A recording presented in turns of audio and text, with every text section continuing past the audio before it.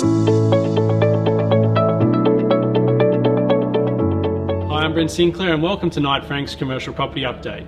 This month I'm joined by Australia's largest private operator of hotels, prominent surgeon and supporter of Newcastle and the Hunter region, Dr Jerry Schwartz, who's here to discuss his investments in the region, provide some insight into the local visitor demographics and to discuss his new ventures and initiatives. Thanks for joining us today, Jerry. It's my pleasure, Brent. So Jerry, you're Australia's largest private operator of hotels with 15 hotels currently in the portfolio, including the Sofitel in Darling Harbour, the Ridges in World Square where we are today, and you've also just bought the 4 Points by Sheraton for $156 million. And in addition to that, you've got 3 in the Hunter region. You've got the Novotel at Newcastle Beach. We've got the Ridges at Newcastle and the Crown Plaza in the Hunter Valley.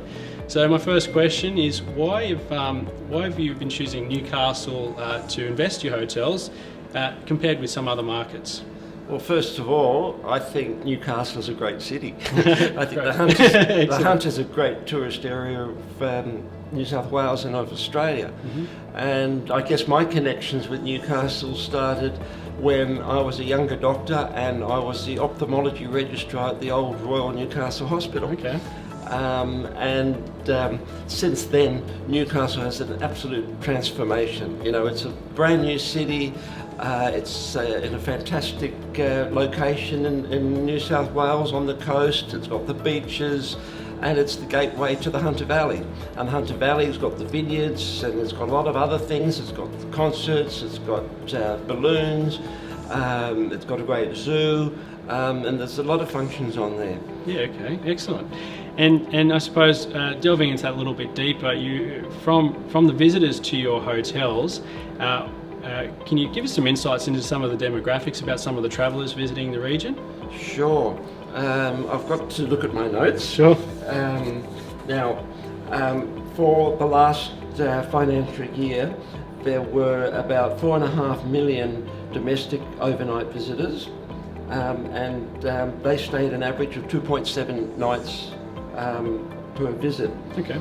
Compared to this 4.5 million domestic visitors, there were about 200,000 international visitors. So that means about 5% of visitors to the Hunter are international as opposed to domestic. Right, okay, interesting. Right, and in terms of some of the other visitors, where are some of your international travellers coming from? Okay, well I've actually got the breakdown of that as well. Okay, excellent. The largest group, single group is from the United Kingdom, about 30%, okay. New Zealand 20% and USA 20%, so about 50% of the visitors to international visitors are from these 3 countries. The other 50% is from Asia, 15% from China, and the rest from other areas of Asia. Great. And what are some of the reasons for their travelling? What some of the, have you got a breakup of some of the, is it for leisure, is it for business, is it visiting relatives? For the purpose of visit, about 40% for visiting friends and relatives, mm-hmm. VFR, mm-hmm. 40% are purely for holiday, and a little bit less than 20% of visitors are for business. Yeah, okay, very interesting. I suppose moving away from the hotels for a minute, but looking at some of the opportunities you've got locally, you've got a great development site opposite the Ridges in Newcastle. What can you tell us about the plans for that site? Well, that's quite a huge site. I originally purchased it when it came up for car parking because Ridges Newcastle doesn't have many car spots, and as I said, we do get quite a lot of local visitors that drive there. So that's why I originally purchased it, and many years ago I put a DA in to build another hotel, and it took 3 years and it was finally approved, mm-hmm. By which stage the plans came for the expansion of the Newcastle University, particularly the law faculty. So we figured what a good idea to put student accommodation. As it turns out, I did put in an application. You have to put a separate application in for student accommodation than for hotels, and the rules became more stringent.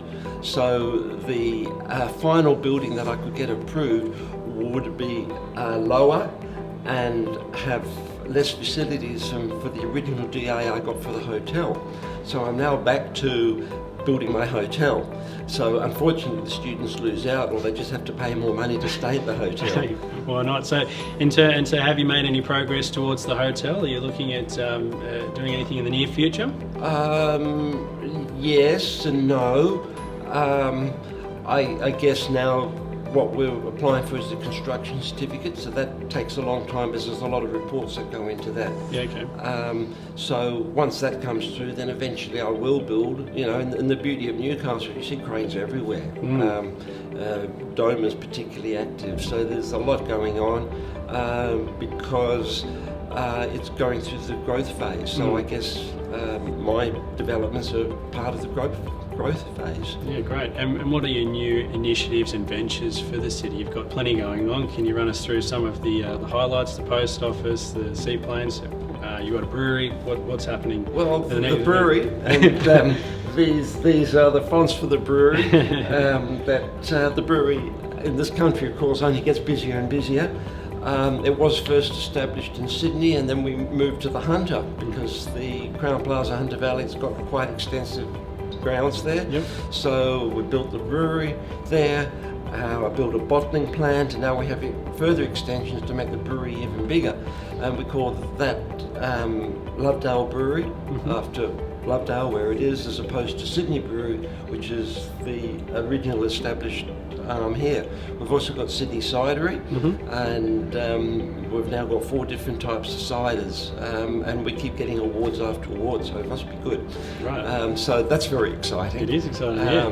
And it's good for a business point of view, because I can not only populate my hotels with our products, but also too, I think it's a great thing that's accepted by the community, by the Newcastle and the Cessnock community, to have its own brewery.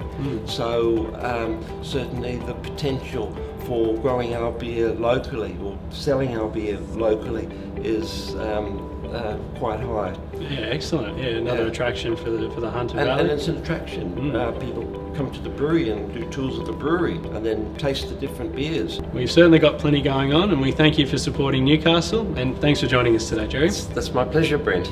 Well, that's all from us. Thanks very much for watching, and we'll be sure to keep you updated throughout the year.